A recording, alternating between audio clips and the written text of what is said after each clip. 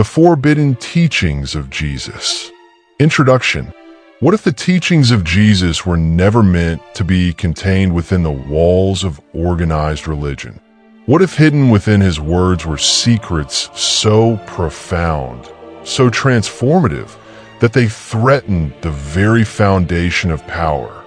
Across history, rulers and institutions have carefully curated which of his teachings were shared and which were silenced. The image of Jesus that most of the world knows today, the gentle teacher, the miracle worker, is only a fragment of the truth. His real message was far more radical, far more esoteric, and far more dangerous to those who sought control over the hearts and minds of the people. But whispers of these forbidden teachings have survived. In ancient manuscripts buried in the sands of Egypt, in the words of mystics and seekers who refused to conform, and in the hidden layers of the Gospels themselves. Today, we will journey beyond the surface. We will uncover the teachings of Jesus that were considered too powerful for the masses.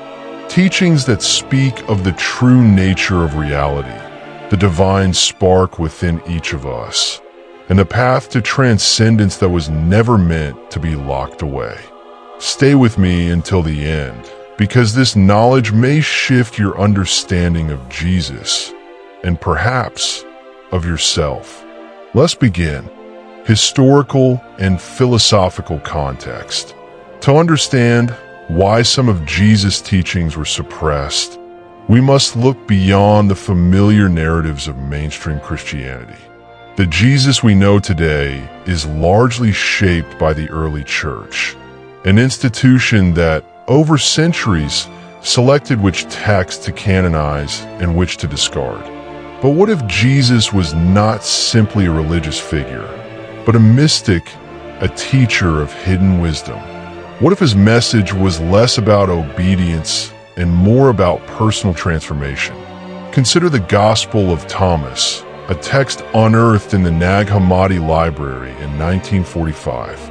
Unlike the four canonical Gospels, this Gospel does not focus on miracles or historical events. Instead, it presents Jesus as a revealer of deep spiritual truths, truths that place power directly in the hands of the individual rather than any religious institution.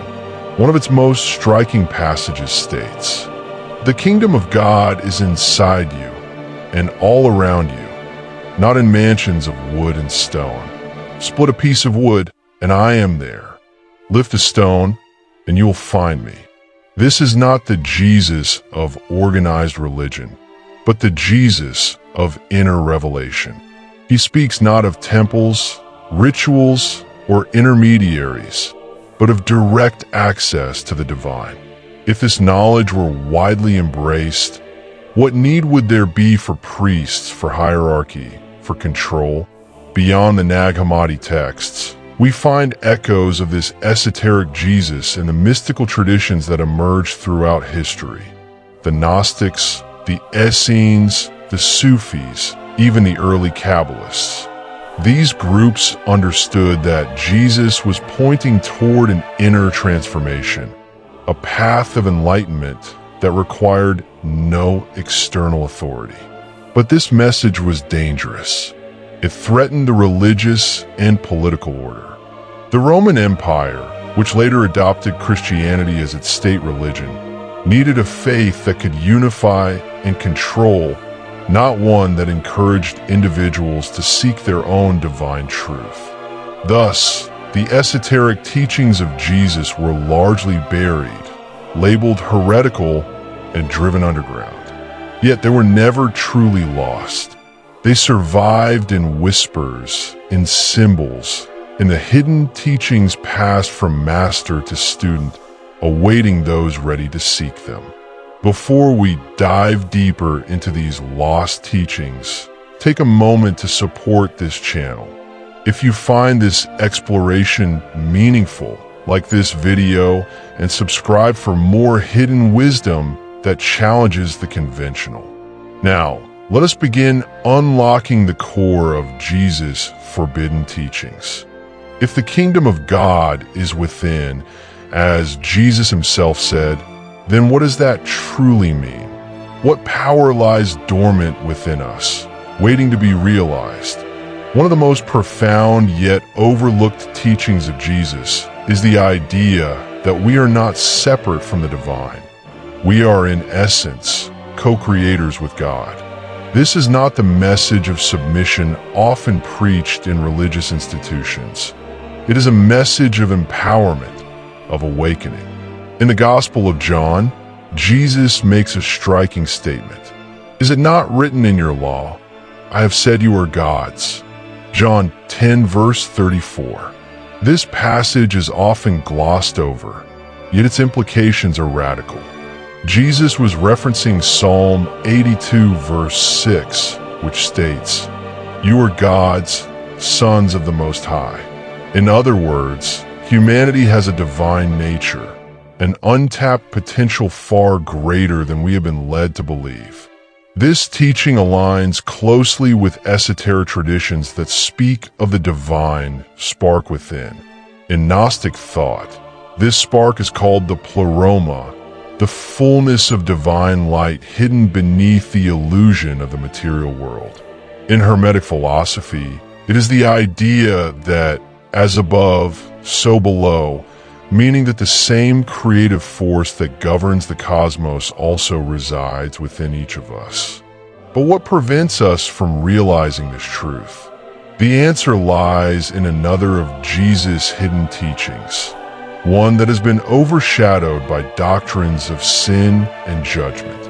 It is the concept that spiritual awakening is not about external salvation, but about remembering who we truly are. In the Gospel of Thomas, Jesus says, "When you know yourselves, then you will be known, and you will realize that you are the children of the living Father.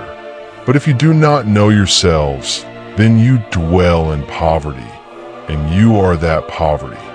This is the true original sin, not an inherited guilt, but a deep forgetfulness of our divine nature. From birth, we are conditioned to believe in our limitations, in our separateness from God, in the idea that we must seek salvation outside of ourselves. But Jesus' real message was that the journey is inward. The kingdom of heaven is not a distant paradise, but a state of consciousness that can be attained here and now. Yet, such knowledge was, and still is, dangerous to those who seek to control. The moment a person realizes they do not need a religious institution to connect with the divine, they become free.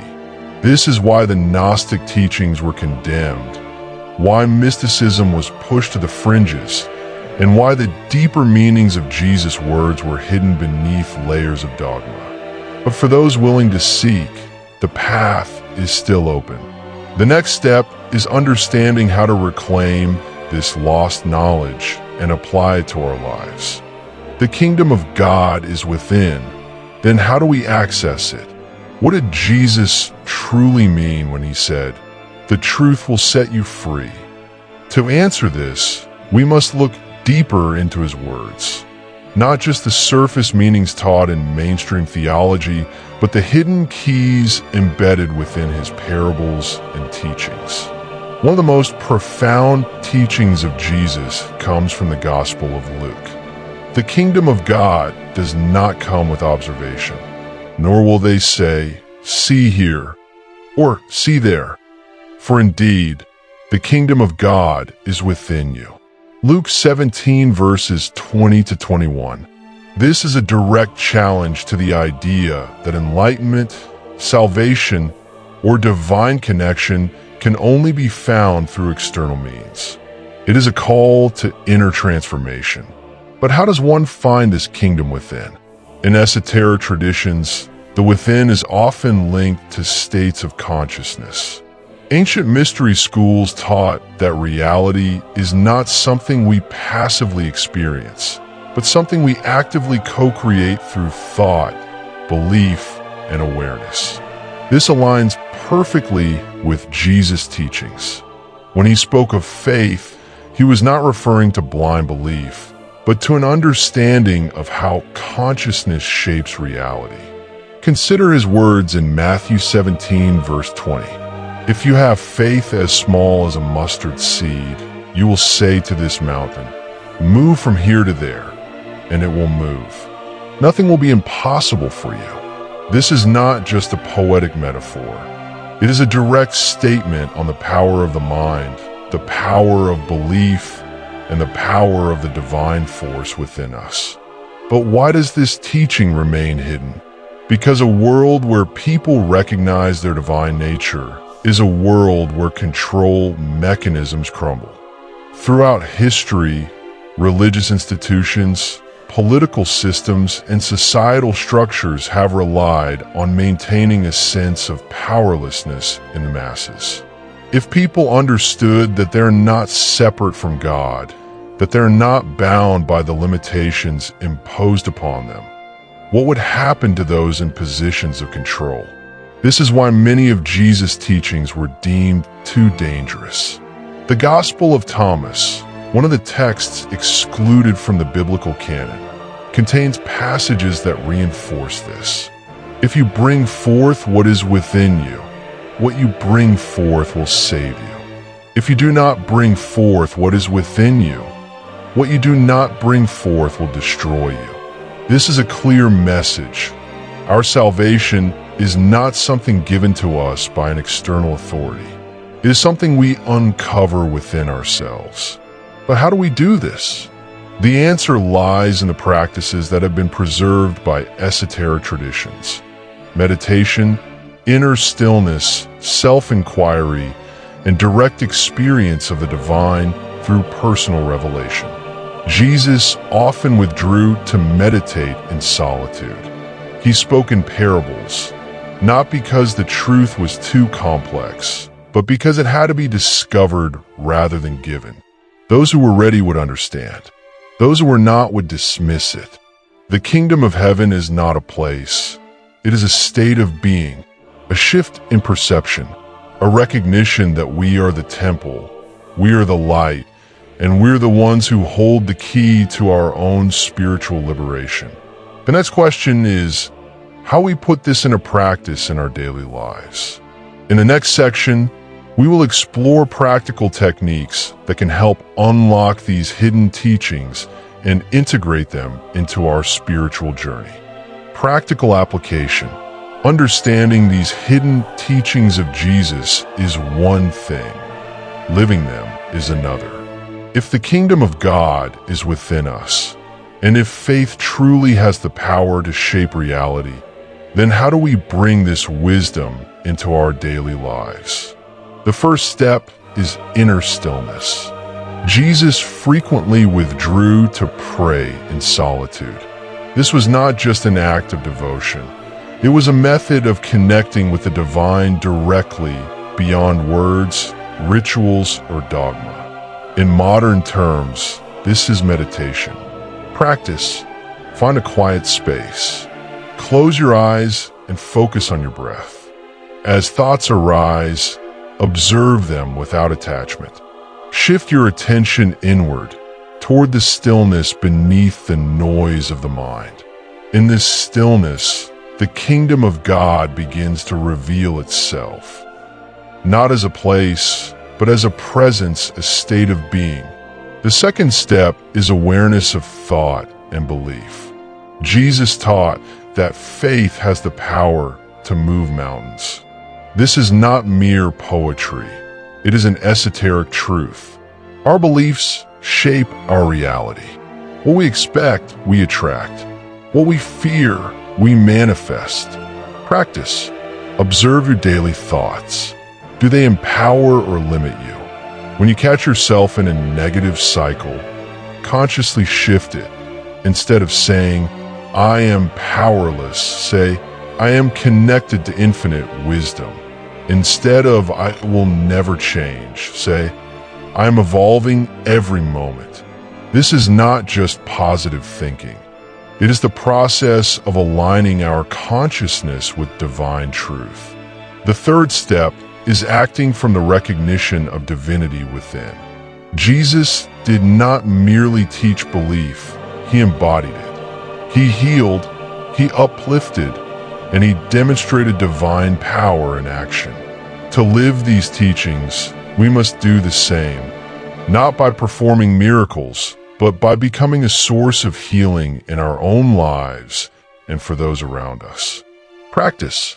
Approach others with love, as if they, too, carry the divine spark. Speak words that uplift and empower. Make choices that align with your highest self. This is how we begin to live the hidden teachings of Jesus, not as abstract philosophy, but as a tangible, transformative force in our lives.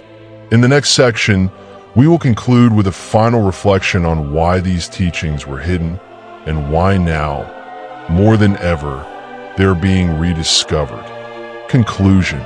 The hidden teachings of Jesus were never truly lost. They were simply buried beneath centuries of dogma, misinterpretation, and institutional control.